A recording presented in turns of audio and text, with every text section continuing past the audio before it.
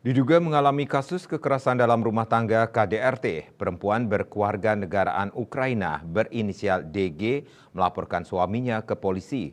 Korban diduga mengalami tindakan kekerasan di arena bermain di salah satu villa wilayah Kuta Utara Badung pertengahan Februari 2024.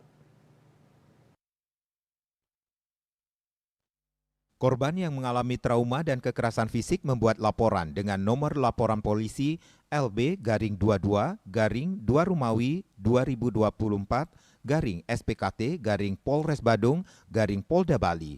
DG mendatangi SPKT Polres Badung pada 15 Februari 2024. Laporan DG terhadap suaminya berinisial AG masih dalam proses penyelidikan polisi. Menurut informasi, korban mengalami kekerasan oleh suaminya di arena bermain salah satu villa tempat tinggalnya. Sementara penasehat hukum DG, yakni Agus Sujoko, berharap polisi bisa menindaklanjuti laporan korban. Agus mengaku ditunjuk sebagai penasehat hukum beberapa waktu lalu, Denpos melaporkan.